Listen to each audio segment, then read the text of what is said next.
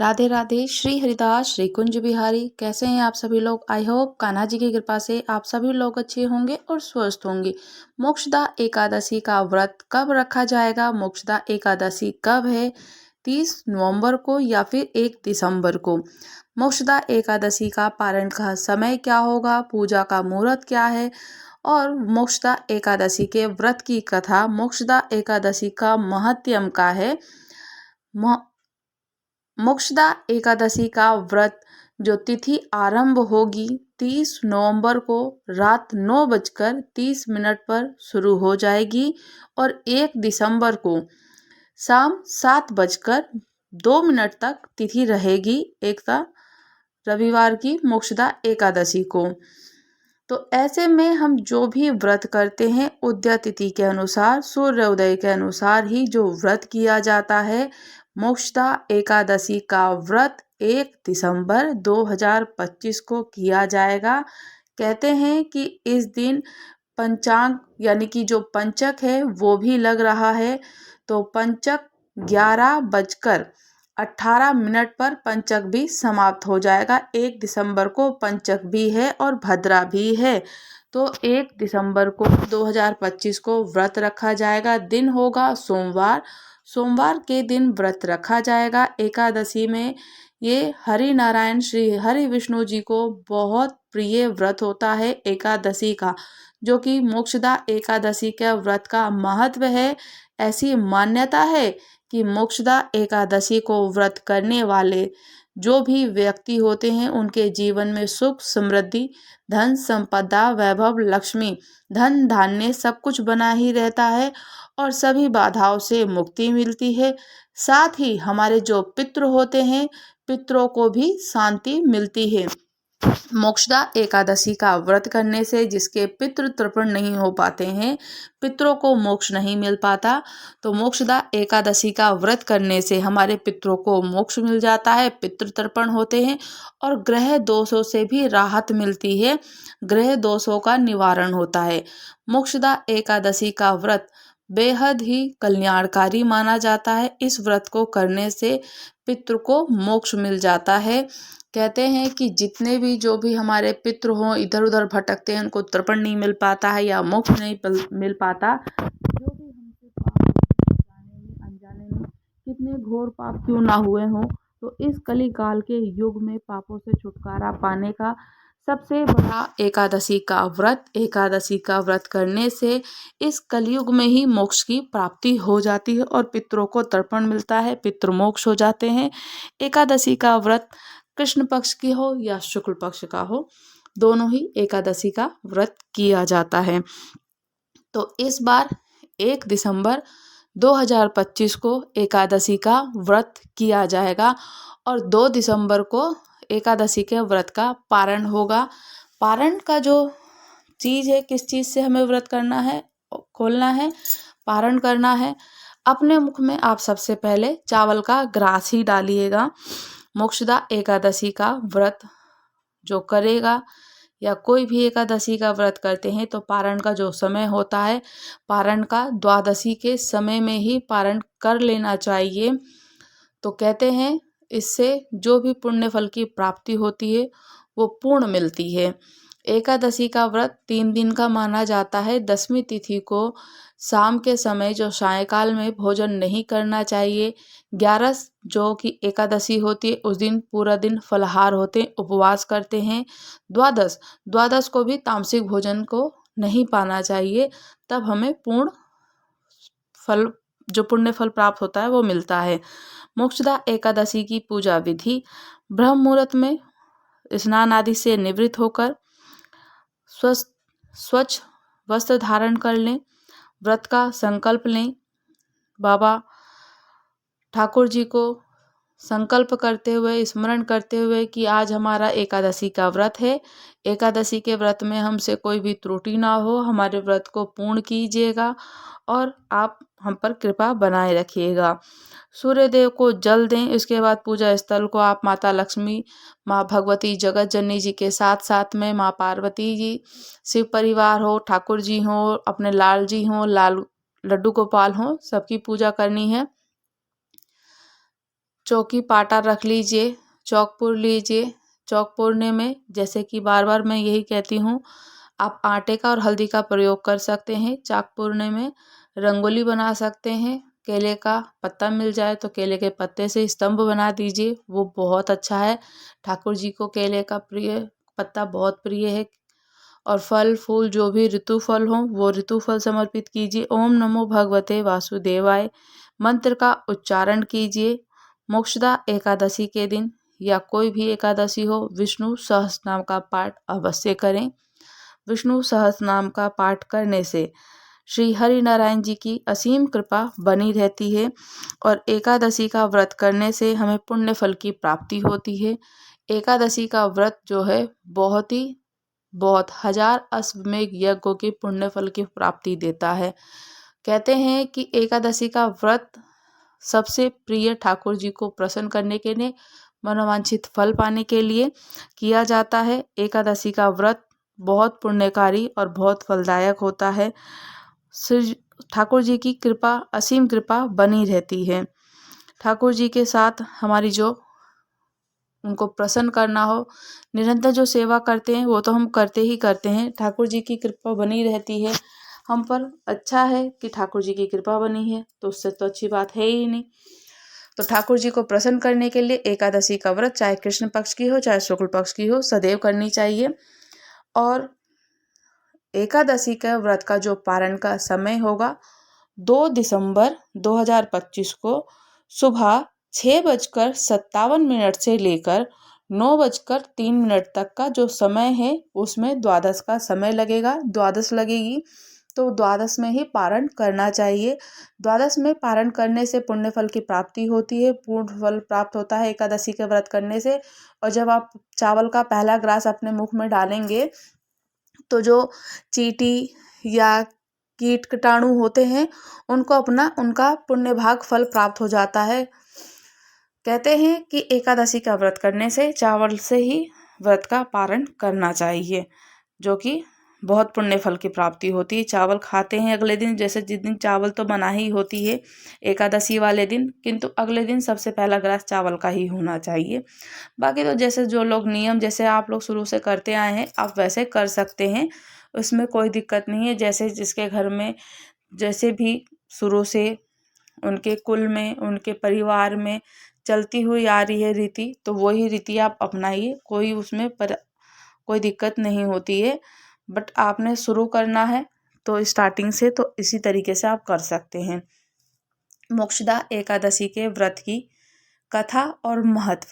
मोक्षदा एकादशी का महत्व। धर्मराज युधिष्ठिर कहने लगे कि हे भगवान, मैंने मार्गशीर्ष कृष्ण पक्ष की एकादशी अर्थात उत्पन्ना एकादशी का सविस्तार से वर्णन सुना है। अब आप कृपया करके मुझे मार्गशीर्ष माह की शुक्ल पक्ष की एकादशी के विषय में भी बताइए। इस एकादशी का क्या नाम है और इसके करने से क्या विधान है और क्या पुण्य फल की प्राप्ति है और क्या विधि है, इसको व्रत करने से किस फल की हमें प्राप्ति होती है, ये सब कुछ मुझे विस्तार पूर्वक से कहिए, मैं सुनने के लिए उत्सुक हूँ। भगवान श्री कृष्ण बोले, मार्गशीर्ष माह के शुक्ल पक्ष में आने वाली इस एकादशी को मोक्षदा एकादशी कहा जाता है। ये व्रत मोक्ष देने वाले और चिंतामणि के समान सब कामनाओं को पूर्ण करने वाली, जिसे आप अपने पूर्वजों के दुखों को खत्म कर सकते हैं, इसका महत्व मैं तुमसे कहता हूँ। ध्यान पूर्वक और एकाग्रचित होकर सुनो। मोक्षदा एकादशी के व्रत की कथा। गोकुल नाम का एक नगर में वेखानस नाम का राजा राज्य करता था। गोकुल नाम का नगर था और वहाँ पे राजा राज्य करता था, उसका नाम वेखानस था। उसके राज्य में चारों वेदों के ज्ञाता ब्राह्मण रहते थे। वह राजा अपनी प्रजा को पुत्रवत की तरह पालन करता। एक बार रात्रि में राजा ने एक स्वप्न देखा कि उसके पिता नरक में पड़े हुए हैं। उसे बड़ा आश्चर्य हुआ।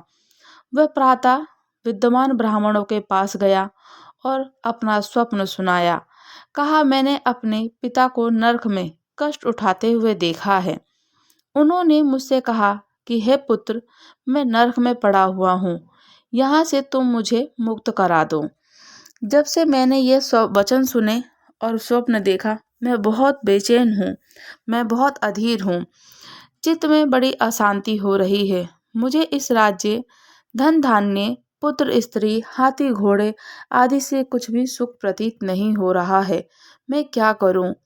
राजा ने कहा कि ब्राह्मण देवताओं, इस दुख के कारण मेरा सारा शरीर जल रहा है। अब आप कृपया करके कोई तप, दान, व्रत आदि ऐसा उपाय बताएं जिससे मेरे पिता को मुक्ति मिल जाए। उस पुत्र का जीवन व्यर्थ व्यर्थ है जो अपने पितरों को, अपने माता पिता को उद्धार ना कर सके। एक उत्तम पुत्र को अपने माता पिता और अपने पूर्वजों का उद्धार करता ही करता है और करना चाहिए। वह हजार मूर्ख पुत्रों से अच्छा है। जैसे एक चंद्रमा सारे जगत को प्रकाश कर देता है, परंतु हजारों तारे नहीं कर सकते एक आकाश को प्रकाशित। तो ब्राह्मणों ने कहा, राजन, यहाँ पास ही भूत भविष्य वर्तमान के ज्ञाता पर्वत ऋषि का आश्रम है। आपकी समस्या का हल वो जरूर करेंगे। ऐसा सुनकर राजा मुनि के आश्रम पर गए और वहां जाकर उनको दंडवत प्रणाम किया। दंडवत प्रणाम करते ही उनके शांत चित्त योगी और मुनि तपस्या कर रहे थे। उसी जगह पर्वत मुनि ऋषि बैठे हुए थे। राजा ने मुनि को साष्टांग दंडवत प्रणाम करते हुए उनसे कुशल पूर्वक पूछा। फिर मुनि ने भी उनसे कुशल क्षेम पूछा। राजा ने कहा कि महाराज, आपकी कृपा से मेरे राज्य में सब कुछ कुशल है, लेकिन अकस्मात मेरे चित्त में अत्यंत अशांति होने लगी है। ऐसा सुनकर पर्वत मुनि ने आंखें बंद की और भूत विचारने लगे। बोले, राजन, मैंने योग के बल से तुम्हारे पिता के कुकर्मों को जान लिया। उन्होंने पूर्व जन्म में काम के आतुर होकर एक पत्नी को रति दी, किंतु सोत के कहने पर दूसरी पत्नी को ऋतुदान मांगने पर भी नहीं दिया। उसी पाप कर्म के कारण तुम्हारे पिता को नरक में जाना पड़ा। तब राजा ने कहा, इसका कोई उपाय बताइए। मुनि बोले, राजन, आप मार्गशीर्ष की एकादशी, जो कि शुक्ल पक्ष की एकादशी को उपवास करें। इस उपवास से अपने पिता को ये सारा पुण्य दे दें। एकादशी का जो पुण्य है अपने पिता को समर्पित कर दें, पिता को संकल्प कर दें। इसके प्रभाव से आपके पिता की अवश्य नरक से मुक्ति हो जाएगी। मुनि की ये वचन सुनकर राजा ने महल पहुंचा। राजा महल पहुंचते ही अपने बंधु बांधवों के साथ, अपने सहपरिवार के साथ मुनि के कहने के अनुसार कुटुंब सहित मोक्षदा एकादशी का व्रत किया। इसके उपाय जो बताए थे कि उपवास करना, उपवास करके उसका सारा पुण्य अपने पिता को अर्पण कर देना। इसके प्रभाव से उसके पिता को मुक्ति मिल गई और स्वर्ग में जाते हुए पुत्र से कहने लगे, हे पुत्र, तेरा कल्याण हो। ये कहकर स्वर्ग चले गए। मार्गशीर्ष मास की शुक्ल पक्ष को एकादशी का जो मोक्षदा एकादशी का व्रत करते हैं, उनके समस्त पाप नष्ट हो जाते हैं। इस व्रत से बढ़कर मोक्ष देने वाला कोई और व्रत नहीं है। इस दिन गीता जयंती भी मनाई जाती है। कहते हैं कि महाभारत में श्री कृष्ण जी ने, श्री हरि नारायण ने अर्जुन को भागवत गीता का ज्ञान दिया था, इसलिए भागवत गीता की गीता जयंती भी मनाई जाती है और मोक्ष प्राप्त होता है। इस एकादशी का महत्व और कई गुना बढ़ जाता है। साथ ही धर्म के अनुसार धनुमास की एकादशी कहलाती है। कहते हैं कि गीता जयंती तो धनुमास के नाम से भी जानी जाती है। इस दिन एकादशी का महत्व अत्यंत अत्यंत गुना बढ़ जाता है और इस दिन गीता का पाठ अनुष्ठान प्रारंभ और प्रतिदिन थोड़ी देर तक गीता अवश्य पढ़नी चाहिए। अगर आप भागवत जी पढ़ना चाहते हैं, भागवत जी को स्मरण करना चाहते हैं, भागवत जी का पाठ करना चाहते हैं, तो मोक्षदा एकादशी गीता जयंती मनाई जाती है एक साथ मोक्षदा एकादशी को।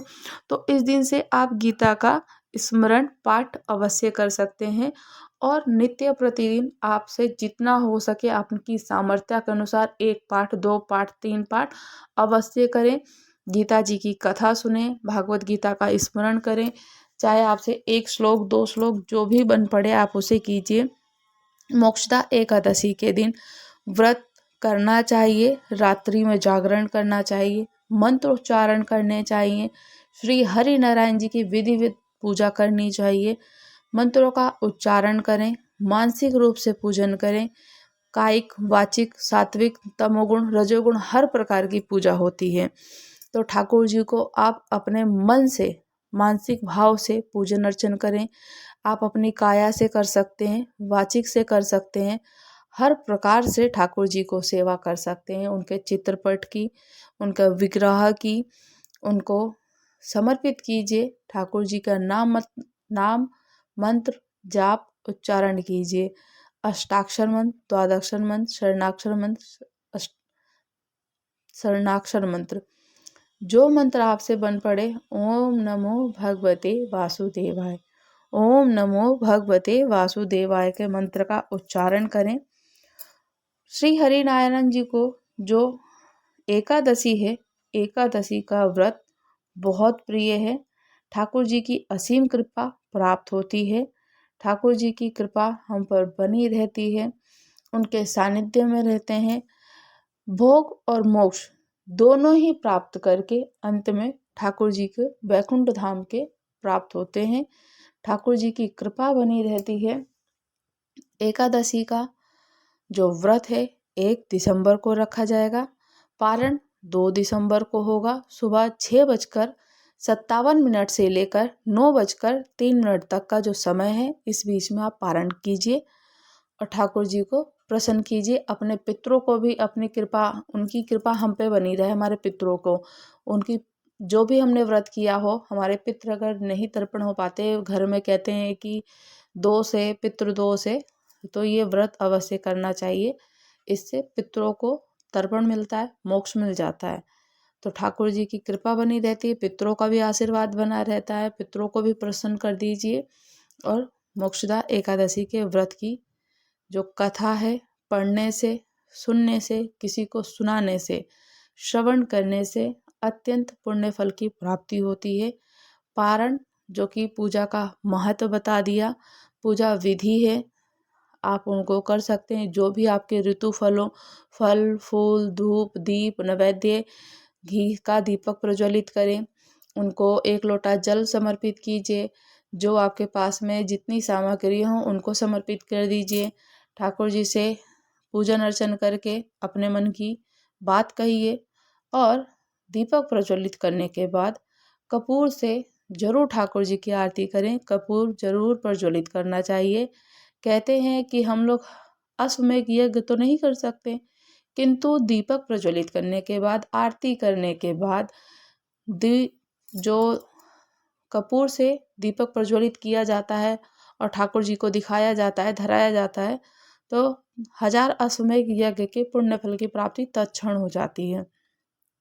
तो कपूर से भी करनी चाहिए। राधे राधे।